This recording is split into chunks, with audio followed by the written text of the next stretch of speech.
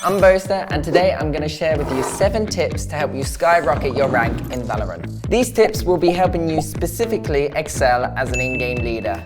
Strike the pose and let's go.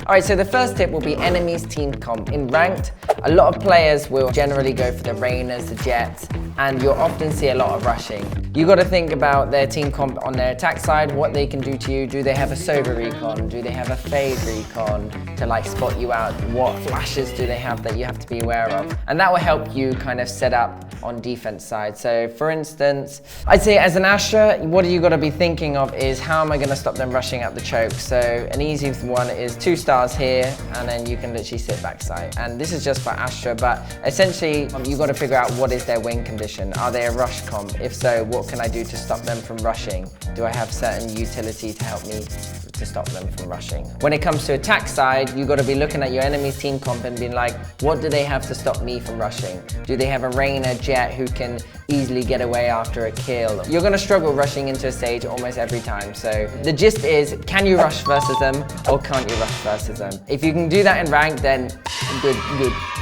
Tip number 2 is playing together in advantageous or disadvantageous situations. So I always recommend, like in a 3v3, you can just kind of sit still and then ask your teammates to group up, and you just go together and you trade out whatever site you're going to attack.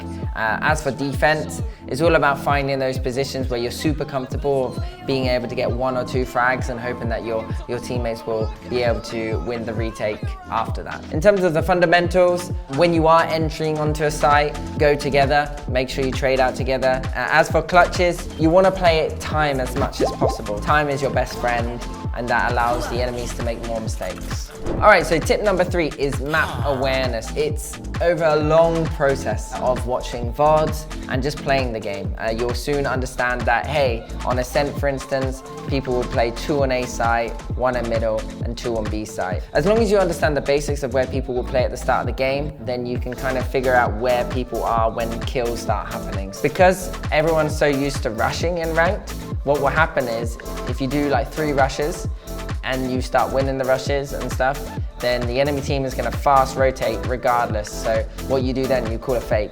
You send 2 to sell the fake and make a rush on A, and then you have 3 outside B walking into B main, and you'll get a free bomb site probably. Just when you do the fake, the guys faking don't have to die. They just have to make enough noise for the B guys to do a little bit of shifting. Oh, minimap settings. Actually, yeah, this is, whoever's account this is, I'm going to change this minimap because it's horrible. So, generally with the minimap, you want to be able to see the whole thing. So, keep player centered, turn that off, and boom. Now I can actually see the whole map and I can see everything that's going on. The VAD had it like this, so let's say I'm on A site. I ain't got a bloody clue what's happening on B. Like, have my teammates rotated? Do they need help? Map awareness. Just fix your minimap first, and then you're already halfway there. Alright, so the next one, ultimate orb economy. Now, in ranked, people aren't going to be worrying about the orb. So, on Ascent for instance, the A orb is pretty much free, as long as you have a decent control of it. So, let's say I'm an Omen, I can instantly flash here at the start, my teammates swing with it, and we can get this ult orb every round. Now, if you think about it, if I get an ult orb and a kill as a Phoenix every round, I'll have my ulti every 3 rounds. There's only 12 rounds and a half, I can get my ulti up to 4 times in a game. And that's just from getting 1 kill. So ult orb is super important in ranked. No one really plays for it. It's actually really important in pro play as well.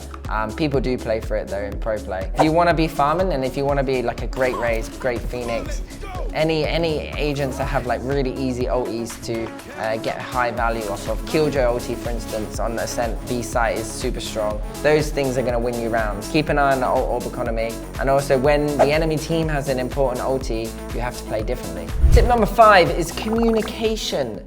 Now, you cannot say anything. You can say all the things in the world, but the thing that no one else talks about is positive comms. Like the amount of times I see on Twitch streams and I hear it from my teammates, I hear it from friends, negative comms, like why? If you ask someone why in a ranked game, you're gonna lose. I'm telling you that now because 1, No one likes to be asked why they're doing stuff. You're literally asking them why did they do something, because you're saying, hey, you died, why did you die, you stupid idiot. That's essentially what you're saying. And you can com all you like. You can say like the best comms, I'm flashing for you, I'm smoking for you. But if you've got anyone that's hitting any negative comms in the game, you increase your chance of losing. I bottom frag every ranked game, but I still win because at least I'm not affecting the mental of my teammates. I could also talk about comms as in like, you can predict what's happening before the barrier starts. So let's say the round's about to start and I'm saying to the B guys, hey, if they rush you, I'm gonna put a smoke in the B main, okay?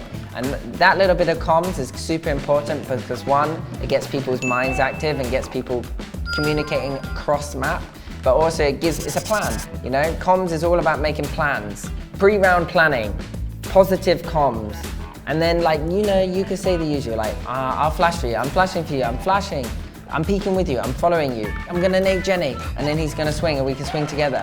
Let's play this crossfire. Generally, when you're dead, the comms is just anything important. Let's say I died on A and I'm saying, 2 on A. You know, you won't want to go like, oh, why did he hit that shot? He hit that, wow, this guy is so lucky, blah, blah, blah.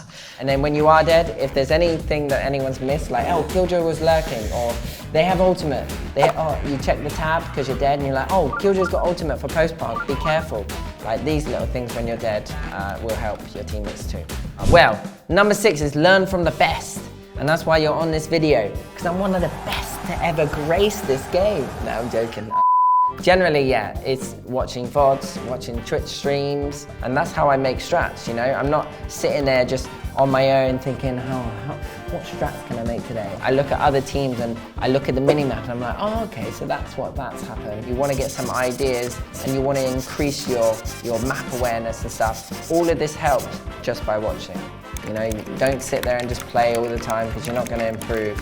You also need to watch a little bit as well. Number 7 is being comfortable, and this kind of relates to communication as well. So you want to set a positive atmosphere. You've dedicated 20 to 30 to 40 minutes to this game. You're not playing it because you want to have a bad time, so keep everything positive. Next thing is, sometimes you're going to have to fail, and it's not going to be the best. It's not going to be what you signed up for, but you got to lock in your agents faster, I guess. And if you can't, well then you just got to get used to it, you know? Like sometimes you're going to have to play controller. When you have to fail, it's no biggie, you know? Like just throw some smokes down, have some fun, you know? Like you don't know how to play Astra? Oh, what the hell is this?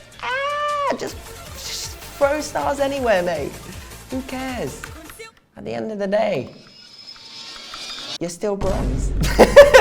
All right, everyone, so that's it for my top tips. Also, download the Fnatic app. Don't forget to leave a comment as well. Look out for my comment. Sometimes in some videos, I do a comment as well.